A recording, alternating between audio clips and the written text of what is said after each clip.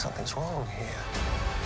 WandaVision is a great series and thoroughly entertaining. Its 9 episodes were binge-watched by many fans, as the fantastic actors made the series come to life. The series was heavily reliant on CGI, and we wanted to know what it would look like without CGI. We found out for you, behind the scenes of WandaVision, what it looks like without CGI. But before we get into the video, don't forget to leave a like and subscribe to the channel with the notifications turned on, so you don't miss any of the new videos we post. What is WandaVision about? WandaVision is a television show screened on the brand spanking new Disney Plus channel. It would have been 10 episodes long but was forced into 9 due to the pacing of the story and global health situation restrictions. The show starts with Wanda, played by Elizabeth Olsen, and Vision, played by Paul Bettany, finding themselves in a black and white 60s sitcom, much like the Dick Van Dyke Show. It is funny and well done, and fans soon find themselves drawn into the sitcom world. But by the end of the first episode, fans know something strange is up when Vision's boss, who had come over for supper, chokes, and the man's wife tells him to stop it. It seems all normal as she keeps on saying stop it. But then fans realize she is not speaking to her husband, but straight to Wanda. Wanda tells Vision to help the man, and his life is saved. As the episode ends, the camera zooms out, and we see the show is being watched by someone who has placed the television on a work surface, and around the edges of the television, we see modern computers, etc. Whoever was watching the episode was definitely not in the 60s. Then, as the show progresses, things get stranger. First, Wanda finds a full-color toy helicopter in her garden. Remember, the show is black and white. Then, when one of the characters, Dottie, played by Emma Caulfield Ford, cuts her hand, her blood is also in color. Later, Wanda and Vision hear something outside and see a beekeeper climbing out of a manhole. Wanda says no,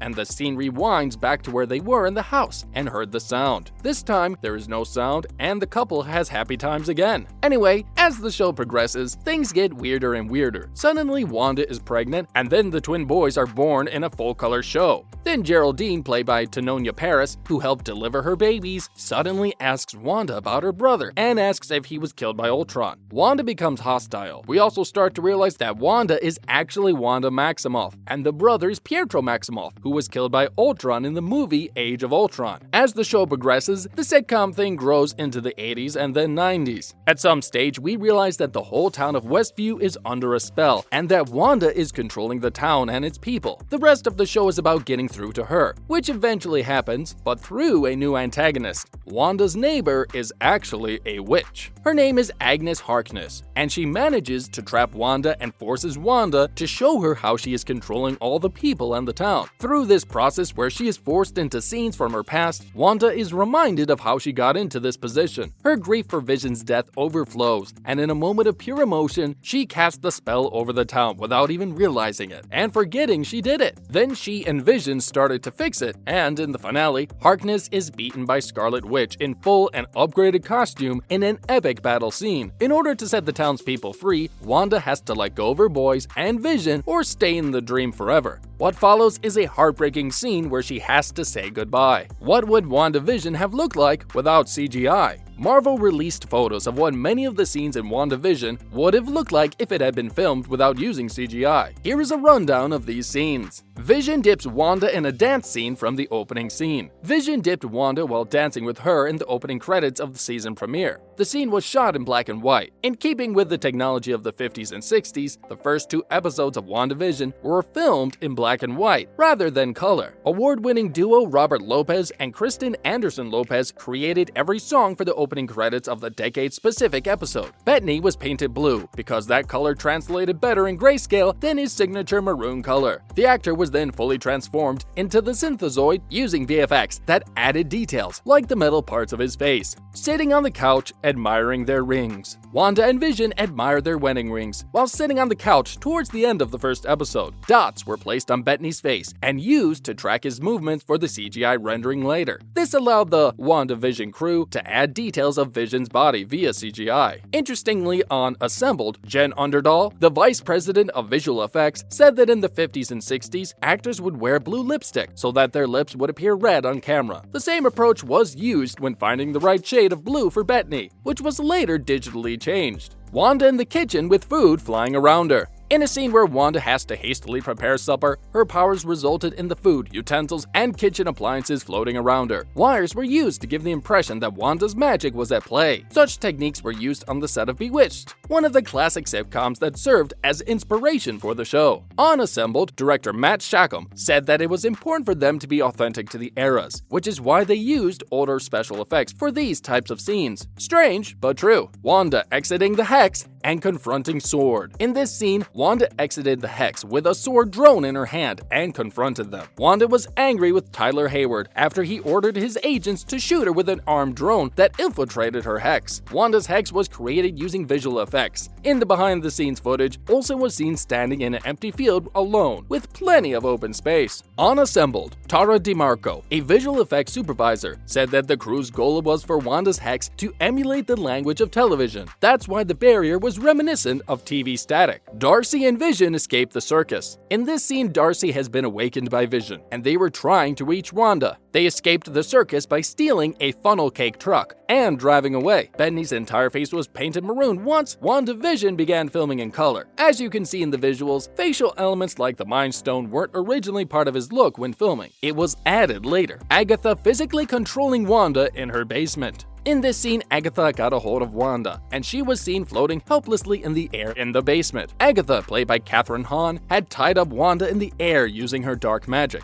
Olsen was attached to a harness while filming the scene. In reality, the system Olsen was attached to moved forward and back to achieve that effect. Agatha's purple-hued magic was added in using visual effects. Agatha controlled Wanda's kids with magic leashes. In this scene, Agatha was floating in the air and held Wanda's twins hostage with purple-hued leashes. Han was suspended in the air using wires. As seen on Assembled, a fan was placed off camera and directed at Han so her hair could dramatically move as she levitated. All wires connected to Han and the actors playing the twins were digitally removed. Vision intervening to save Wanda from White Vision. After Wanda was almost killed by White Vision, Bettany saved the day and floated midair as he and Wanda conversed. Wanda assured Vision that she could fix the mess that she created within her Hex. A multitude of wires were attached to Bettany, so he could look as though he was flying. There was also a blue screen behind him, which allowed the crew to digitally add in the rest of the neighborhood block. Angry Westview residents confront Wanda. At one point, Agatha releases many Westview residents from Wanda's Hex, and they confront her. She releases a lot of power, and the scene is filled with Wanda's red magic hue. Obviously, the red hue was added in later with special effects. WandaVision creator Jack Schaefer told Entertainment Weekly that originally the scene had more of a physical attack from the people, but because the finale was filmed during the global health situation, they tweaked it. Vision and White Vision in the library. In this scene, in a round library, Vision and White Vision float in front of one another conversing. This scene used many wires and a number of green screens. In an interview with Marvel.com, Bettany said that he had to learn the dialogue for Wanda's Vision and White Vision, in addition to taking turns filming as each character. I would come in one day and I would be the Vision, or the Vision. And then he said, then Adam, my stunt guy, would play Vision, and he learned all the dialogue and for both parts. He was brilliant. We would play the scene like that. It was more confusing than I had sort of allotted, the actor added. Wanda and Agatha's epic fight scene. In the fight scene, the two characters revolved around each other seemingly high up in the sky while fighting each other. In reality, they were a few feet off the ground and attached to wires and a rig system. They were surrounded by green screens so that the CGI team could add in the red sky later. There you have it, no magic involved, simply good old CGI. Modern movie making really is a marvel. One gets completely drawn in by the drama, which is partly created by CGI. This whole series was also very well done, but then again, we expect nothing less these days. I hope you enjoyed the video today. Soon we will have another one to watch, so return and be amazed. Until then, take care.